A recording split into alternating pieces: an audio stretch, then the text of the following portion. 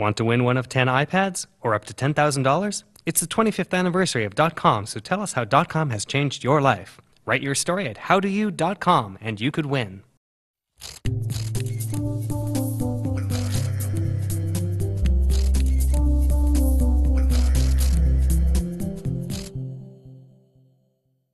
Hi, this is Andrew Moore-Crispin for Gadget TV on Butterscotch.com, and today we'll take a look at the Samsung Wave. That's the Samsung Wave S8500. Now you can get this device between $30 and $300.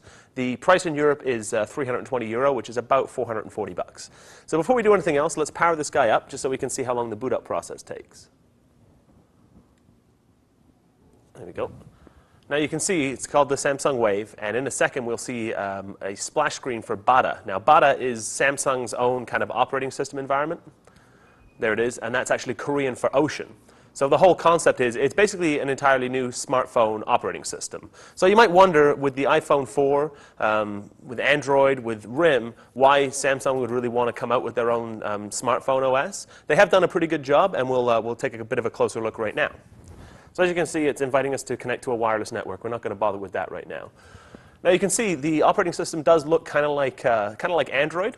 If we were to slide over, we can see here we have widgets on our different home screens. We have a practically unlimited number of home screens we can add. As long as we keep adding widgets, the phone will just keep adding home screens so we can actually find a place to house them. So you can see here we have a Google widget up. We have Samsung apps, which we'll get to in a moment. We have a daily briefing app. This would actually be ideal on your main home screen, so you can kind of see news, weather, that kind of stuff. Here we have an IM, calendar, a couple other things happening over here. So now let's take a look at the main menu system. So from this home screen, we can get into the phone. We can view our contacts or view our messages. If we hit the main menu button down here, we're actually taken into something that looks a little bit more like an iPhone, an app selection module here. So we can scroll through them left and right. Now you can see here, this is, we've installed a couple of apps. We haven't installed much. So the Facebook and Twitter apps actually come pre-installed. YouTube comes pre-installed as well. There's Samsung's own IM client on here. Basically, the core apps that you're going to want to download. So if you were buying an iPhone or an Android phone or a BlackBerry, the core apps that you'd probably download as soon as you got the thing are already pre-bundled onto the device. If we look into the Samsung App Store, you'll see that there's not a great deal of stuff there, but they are actually making some inroads. It really is just another platform for developers to take into account, so time will only really tell how successful they're going to be there. We can have a quick look here. Now bear in mind we're over the 3G network, so it might be a little busy today. But you can see here on the hot list there's some interesting-ish stuff here.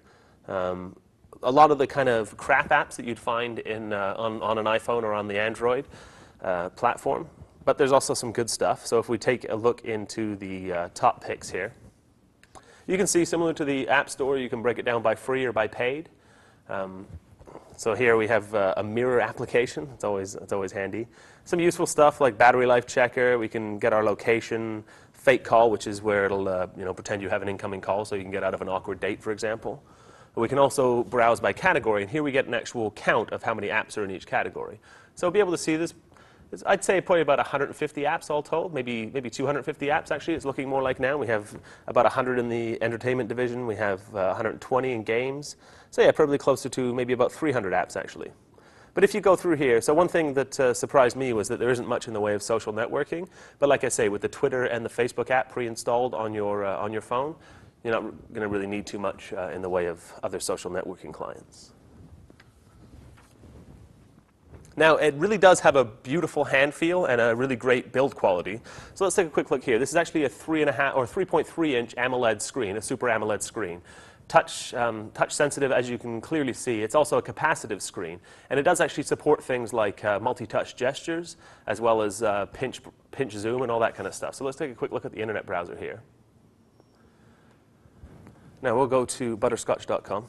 We can have a quick look at the keyboard here as well. Now, it's important to note that there isn't any spelling correction or anything like that on the keyboard, so you've got to be quite careful when you're typing. Now, you can hear it's actually kind of making a chip sound as we hit the buttons. You can turn that off. One thing you can't see is it's also doing some haptic feedback. which is where, as we press a key on the screen, it actually, misspelled that there. So we can now see what the editing functions look like. Very much like on the iPhone. So I guess they've really kind of taken what's worked on the iPhone and tried to adapt it here. And like I say, they've done a pretty good job. So we'll hit go here. We'll be able to see the butterscotch.com site. Now, it's important to note that it doesn't support Flash. It doesn't support HTML5 at this point. So the first thing we'll see is one of our Butterscotch videos comes up. It'll say that we need to download Flash Player, but obviously we can't onto this device. But we can see here some of the pinch zooming and all that kind of stuff. So that's pretty neat, right out of the box. And it works really well. As you can see, it's very responsive to my fingers as I move around. And at any time, we can hit the right menu key here, the end call button, and be taken right back to our home screen. So let's take a quick look at the email application. We found that it actually works really well. When you first set it up, it'll invite you to pull all your contacts into the phone. It'll also sync all your calendars and bring all your email messages into the phone. It also supports push email. So if we take a look on the messages, we can see here what we're looking at now is actually our text and missed calls. We can compose a text message here.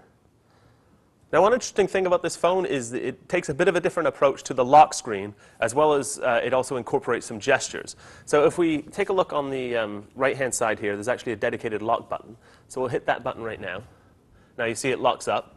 If we hit the button again, we're presented with the lock screen. So we can either sweep and pull this off to the either side or top or bottom to unlock the phone.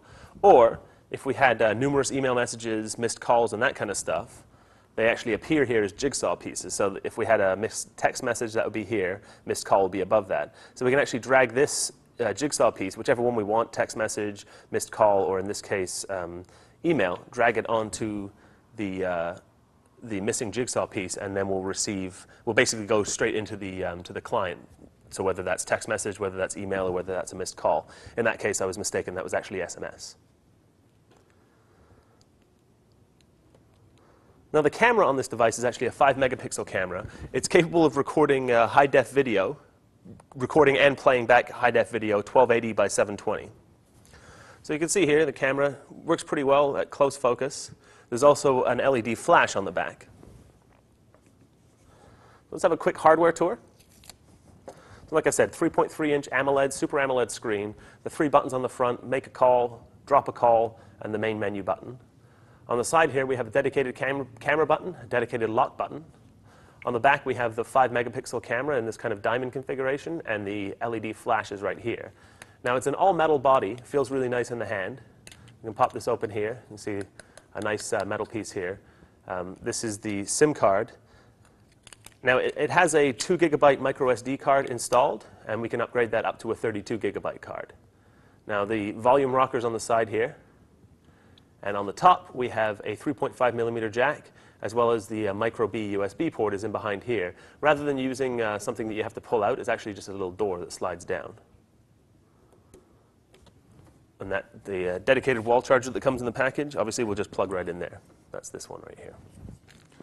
Now, also in the box, you get actually a pretty nice headset, which we'll show you in just a second here. So you can see it's the sound isolating variety, reasonably comfortable to wear. And on the bottom here, we have the jack, and we have a button that we can actually use to pick up calls, and the microphone's on here as well. So that's a quick look at the Samsung Wave based on Samsung's Bada operating system. For Gadget TV, I'm Andrew Moore Crispin. For more sweet stuff, visit butterscotch.com.